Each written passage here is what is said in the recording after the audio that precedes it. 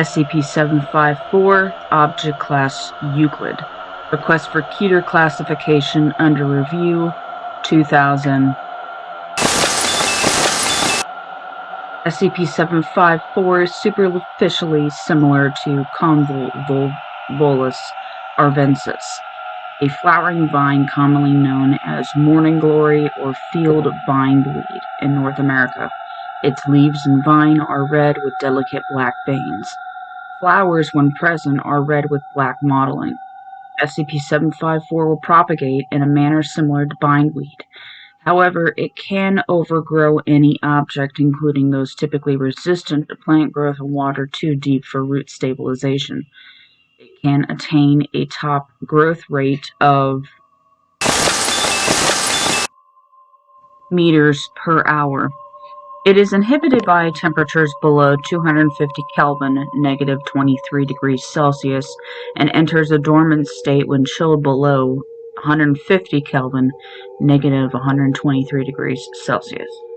SCP-754 is not limited to normal growth patterns and can grow in paper media as an illustration, designated as SCP-754-1. It manifests itself as an additional image in hand-rendered illustrations, indistinguishable from the original contents in terms of medium, style, and scale. SCP-754-1 will propagate through the white space remaining on the material, as well as overgrowing illustrated objects.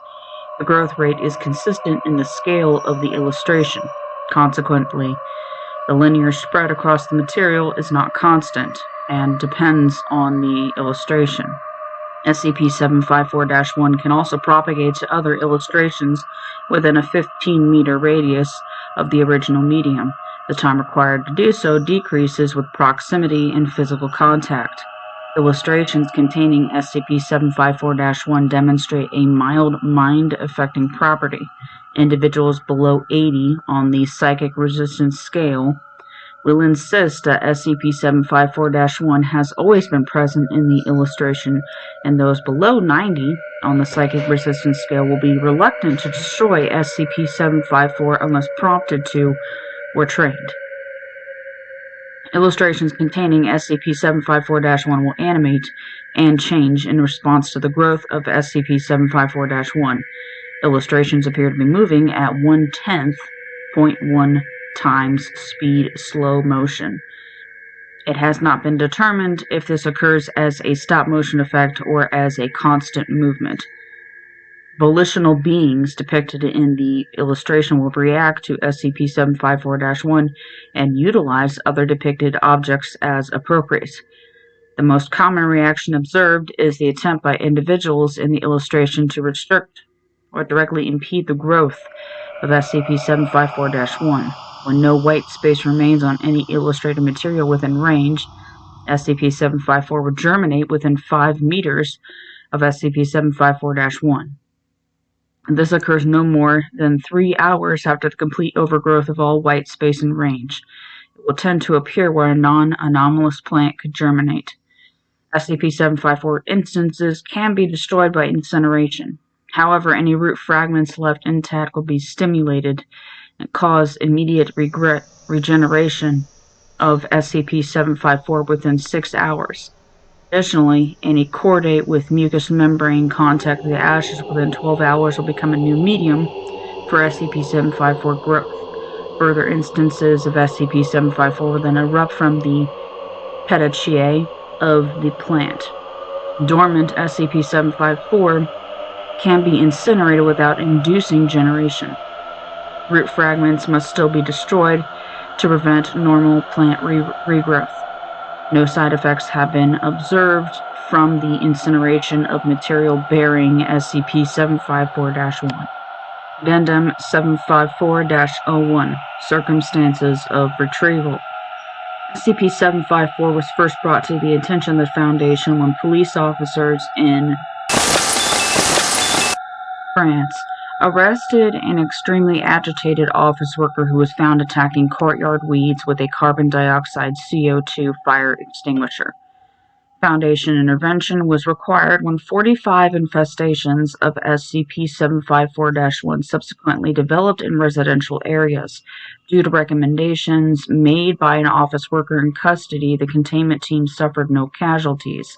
Following interrogation that led to current containment procedures, the captured person of interest was released and amnesticized, though he is under periodic surveillance for future encounters with SCP-754.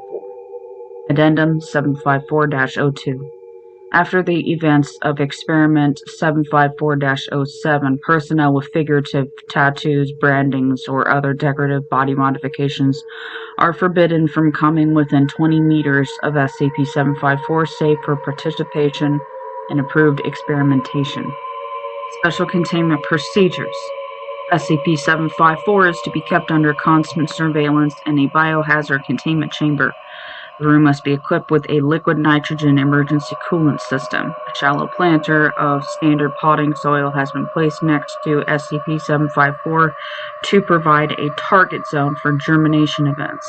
No instances of SCP-754 are to be retained outside of use in sanctioned experiments. Material containing SCP-754-1 may be incinerated. To dispose of SCP-754, the room must be sealed and liquid nitrogen piped in until the ambient temperature has been at or below 150 Kelvin for a minimum of 15 minutes. SCP-754, any surrounding soil, and all instances of SCP-754-1 shall be incinerated, save one paper fragment of approximately 25 square centimeters, which is to be treated as seed stock with a freshly illustrated sheet. If SCP-754 germinates from a location other than the provided planter, the site should be sterilized with hydrochloric acid. In the event of containment system failure of SCP-754, its growth will be inhibited by temperatures below 250 Kelvin until automated systems are restored. One standard sheet of paper with hand-drawn illustrations is to be placed on the table as needed. Current procedures call for the replacement and disposal of the oldest illustration once the newer sheet shows evidence of buds. At the current rate of growth, replacement should occur every 2 to 3 days. If this rate is observed to increase, notify the Level 3 supervisor. As of 2000, Dr. Cairns. Under no circumstances are any SCP objects containing hand-drawn illustrations to be allowed within 20 meters of SCP-754-1.